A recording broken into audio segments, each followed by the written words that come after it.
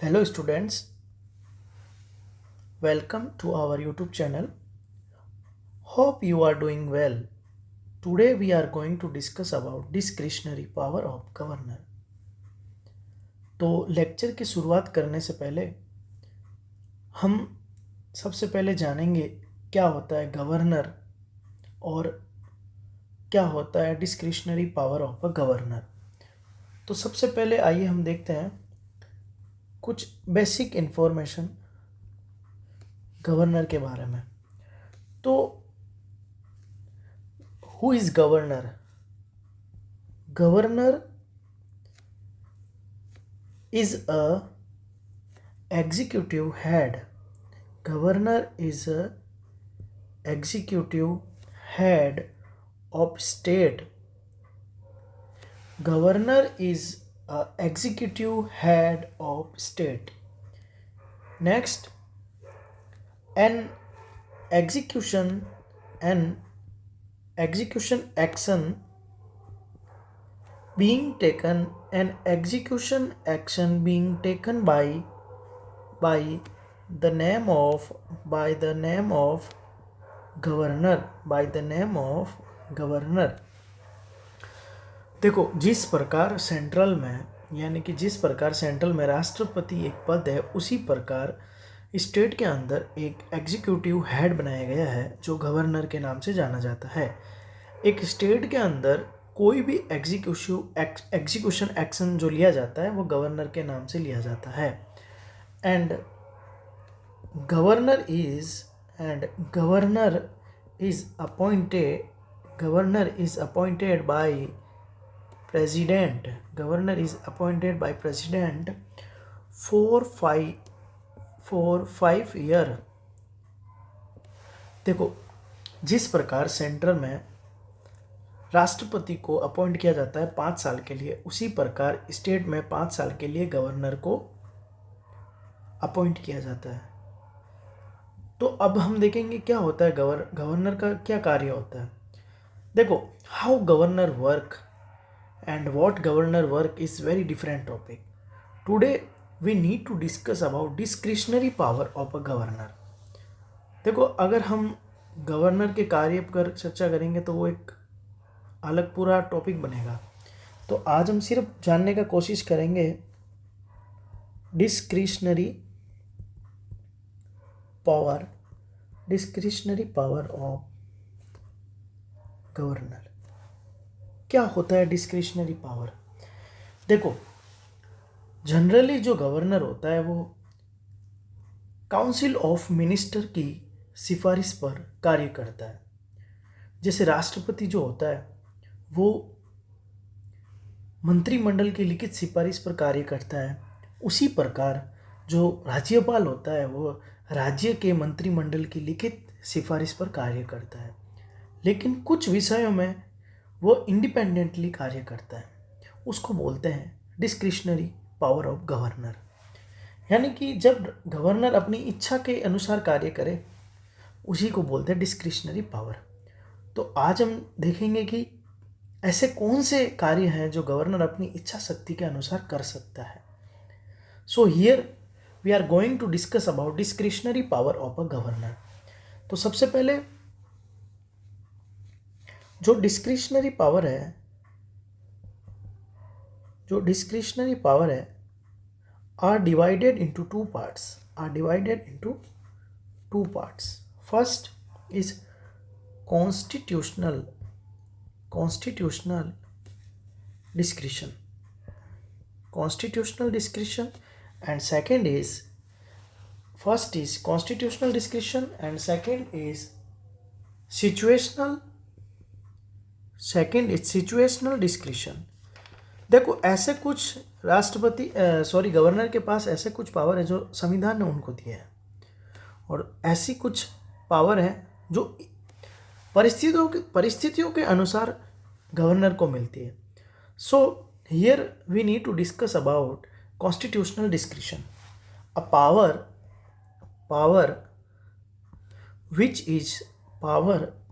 which is expressly mentioned expressly mentioned in constitution. And what is situational या situations discretion? तो there are मतलब these are implied power that arises from political situation of a state. Political situation of a state, यानी कि जब कोई भी state के अंदर पॉलिटिकल इनस्टेबिलिटी होती है तो कौन सा पावर राष्ट्रपति गवर्नर को मिल जाता है? Situational discretionary power of governor. तो आइए हम सबसे पहले देखते हैं कौन से जो गवर्नर के पावर है वो डिस्क्रिशनरी पावर है और कौन सा पावर कॉन्स्टिट्यूशनल है और कौन सा पावर सिचुएशनल है।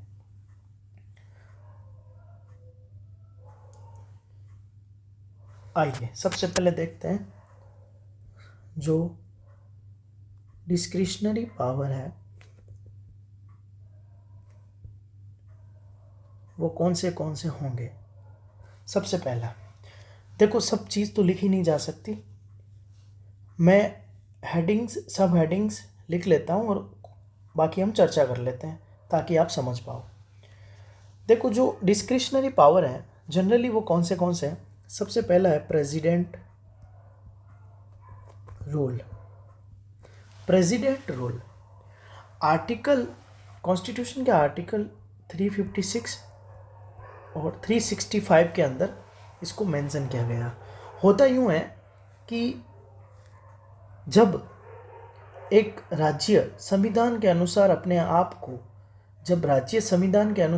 आप को चला ना पाए तो प्रेसिडेंट को गवर्नर सिफारिश करता है कि ये राज्य अब संविधान के अकॉर्डिंग वर्क नहीं कर रहा है, इस पे प्रेसिडेंट रूल लगा दिया जाए। यानी कि प्रेसिडेंट रूल की सिफारिश करना is a discretionary power of a governor. अब यहाँ बात करने का विषय यह है कि जो प्रेसिडेंट रूल है वो कॉन्स्टिट्यूशनल पावर है या सिचुएशनल पावर है। तो जो गवर्नर रूल है ये रहेगा कॉन्स्टिट्यूशनल पावर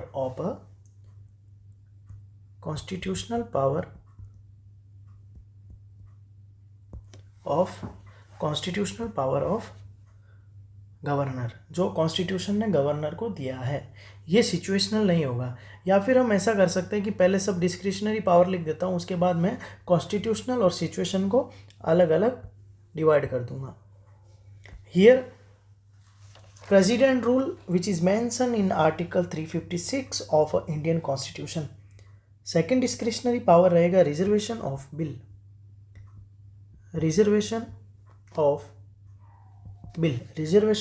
बिल। होता यूँ है कि राज्य की विधानसभा जब कोई बिल पारित करती है तो वो अगर जिस राज्य में विधानमंडल है तो उसके पास जाएगा विधान परिषद के पास, और विधान परिषद जब उसको बहुमत के साथ पास करेगी तो वह राज्यपाल के पास जाएगा। राज्यपाल अब अपनी सहमति के अनुसार उस बिल को पारित करता है। कुछ परिस्थितियों में राज्यपाल उस बिल को अपने पास रिजर्व करके रखता है, उसको बोलते हैं the discretionary power of governor to reserve of bill. Next है सीकिंग ऑफ इंफॉर्मेशन। इसके बारे में हम आगे चल के चर्चा करेंगे। सीकिंग ऑफ इंफॉर्मेशन क्या होता है। अब काफ़ी बार क्या होता है, किसी स्टेट के अंदर जो काउंसिल ऑफ मिनिस्टर होती है जो अपने में से एक सीएम को चूज करती है, उनके पास क्लियर मेजोरिटी नहीं होती है। यानी कि when no party has clear majority then जो सीएम होता है अपॉइंट कौन करता है? गवर्नर। ये गवर्नर की क्या हो गई? Discretionary power. Next, council council of minister यानी कि राज्य की जो मंत्री परिषद होती है उसको गवर्नर द्वारा अपॉइंट किया जाता है। हालांकि वो सिफारिश के आधार पर अपॉइंट किया जाता है, लेकिन this is the discretionary power of a governor. Next, जब स्टेट लेजिस्लेशन जो असेंबली होती है, अगर उसके पास बहुमत ना बचा हो तो उसको डिसमिस करने की जो पावर है वो डिस्क्रिशनरी पावर में शामिल होगी। और नेक्स्ट जो होगी, जो ट्राइबल काउंसिल होती है, हर स्टेट की अलग अलग ट्राइबल काउंसिल होती है, उसकी जो रॉयल्टीज़ होती है वो गवर्नर डिसाइड करता है। तो अब इसको नंबर वाइज डिवाइड करते थे। सबसे पहले president rule, reservation of bill, seeking of information, appointment of CM, appointment of council of minister, dismiss of state legislative assembly, and tribal council royalties are the discretionary power of a governor। जो discretionary power है उनको दो parts में divide किया गया है, constitutional discretionary power and situational discretionary power. अब इनको हम दो अलग अलग पार्ट में डिवाइड किए हैं। तो अब हम देखते हैं कि जो कॉन्स्टिट्यूशनल डिस्क्रिशनरी पावर है वो कौन से हैं और जो सिचुएशनल डिस्क्रिशनरी पावर है वो कौन से हैं। सबसे पहले कॉन्स्टिट्यूशनल की बात करेंगे तो जो प्रेसिडेंट रूल को रिकमेंड किया जाता है गवर्नर द्वारा, वो कौन सा होगा? वो होगा कॉन्स्टिट्यूशनल डिस्क्रिशनरी पावर।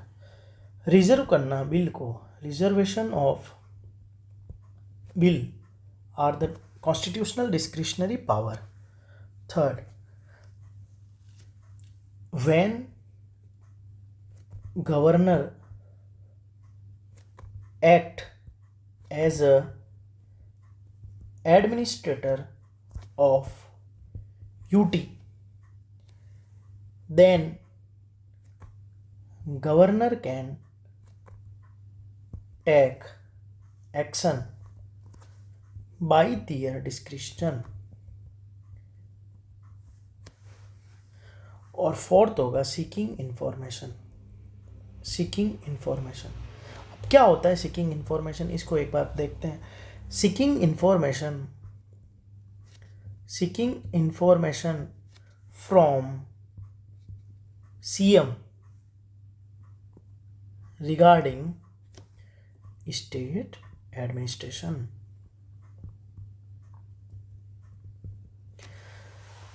तो these are some constitutional discretionary power of governor which may include recommended of president rule, reservation of bill, and when governor is act as administrator of UT, then the governor can act by their discretion। And next, seeking information from chief minister regarding state administration। Next, there are some situational discretion like appointment of CM,